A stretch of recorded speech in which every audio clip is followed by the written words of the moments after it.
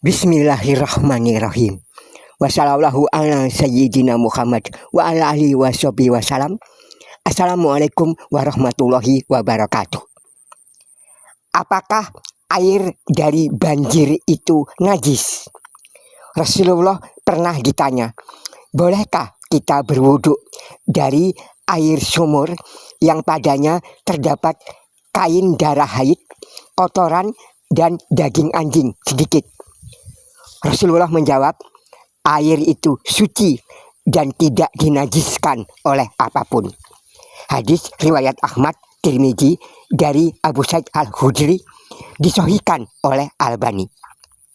Ijma' Ibnu Munzir An-Nawawi dalam Al-Majmu' dan Ibnu Qudaimah dalam Al-Mughni memfatwakan bahwa air dari banjir hukum asalnya adalah suci dan mensucikan sampai tercampur sesuatu yang mengubah rasa, warna, dan baunya.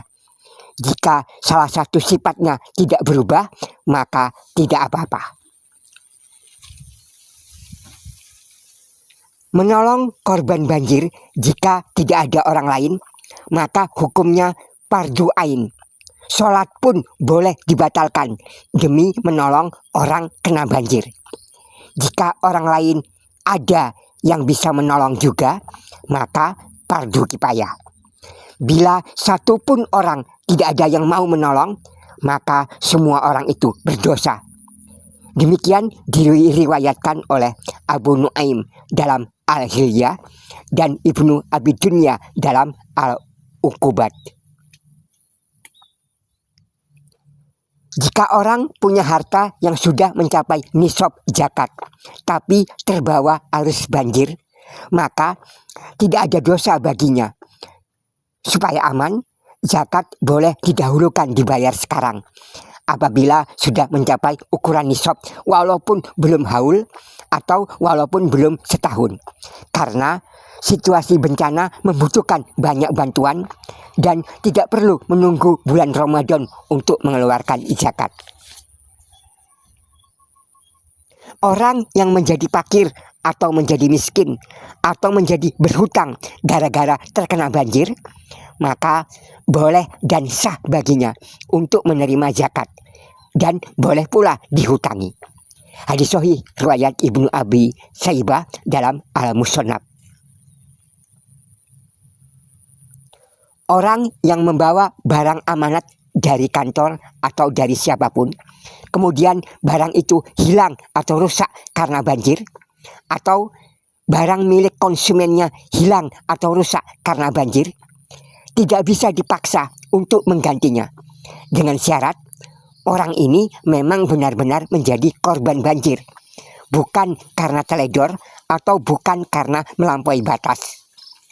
Jika ada harta haram, hasil mencuri, merampok, dan kejahatan lainnya, kemudian barang itu rusak karena banjir, maka orang itu wajib menggantinya, karena perbuatannya termasuk melampaui batas dan tidak amanah.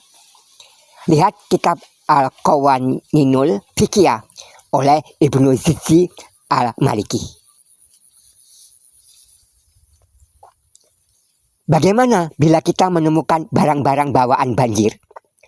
Jika barang tersebut barang yang tidak berharga, seperti pulpen yang murah atau uang yang sedikit, maka bila tidak tahu siapa yang punya, barang itu boleh dimiliki oleh orang yang menemukan dan tidak perlu diumumkan. Kecuali bila dia tahu siapa pemiliknya, maka serahkanlah kepadanya. Jika barang itu barang berharga yang biasanya dicari oleh pemiliknya, maka yang menemukan wajib menjaga dan mengumumkannya selama setahun di tempat-tempat umum serta media. Jika setelah setahun tidak ada yang datang mengakui, maka boleh dimiliki. Tapi bila pemiliknya suatu saat datang, maka harus dikembalikan kepadanya. Sebenarnya pemerintah wajib mengadakan kantor atau gudang khusus untuk barang-barang yang hilang akibat bencana. Bila seseorang mendapat uang asuransi sebagai ganti rugi akibat bencana, Kalau asuransinya pemakan riba, maka yang boleh diambil adalah sekedar uang yang pernah Anda bayarkan untuk asuransi. Sedangkan uang selebihnya harus disedekahkan ke fakir miskin dengan niat agar bisa terlepas dari sesuatu yang batil dan haram. Lihat kitab Asyar al-Mumti oleh Syekh Muhammad bin Shalih al-Utsaimin. Apabila ada orang yang hilang dan tidak diketahui kabarnya, apakah dia masih hidup ataukah sudah meninggal dunia, maka harus ditunggu sampai 4 tahun atau sesuai dengan waktu yang ditentukan oleh hakim. Sesudah itu barulah diurus masalah warisan atau masalah iddah bagi perempuan. Di dalam hadis Sahih Bukhari, Rasulullah menegaskan bahwa orang yang korupsi ataupun orang yang tidak menyalurkan bantuan sebagaimana mestinya, maka pasti masuk neraka. Dan orang yang mengambil bantuan bencana, padahal dia tidak termasuk kena bencana, maka dia berdosa dan tergolong sebagai orang yang pendusta. Sholat gaib untuk korban bencana alam tidak diwajibkan. Tapi bila diketahui mayit itu belum ada yang mensolatinya, maka silakan disolati. Menurut Syekh Ibnu Utsaimin, juga menurut Sa'ad bin Shalih Al-Zaid dan ulama-ulama lain menegaskan bahwa tidak ada doa qunut nazilah untuk bencana alam. Melakukan doa tolak bala atau berkumpul bersama untuk berdoa adalah tidak terlarang, namun menjadi terlarang apabila ada kebiasaan-kebiasaan yang menyerupai kekafiran, seperti memberi sesajen, kirim tumbal hewan, ritual membakar kemenyan, dan sebagainya, walaupun doa-doanya berbahasa Arab. Jadi, berzikir dan berdoa biasa saja, atau bersedekah ke yatim piatu maupun ke fakir miskin.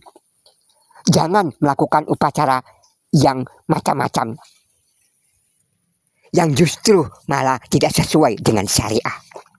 Demikian keterangan yang saya himpun dari kitab karangan Abu Ubaidah Yusuf As-Sidawi. Assalamualaikum warahmatullahi wabarakatuh.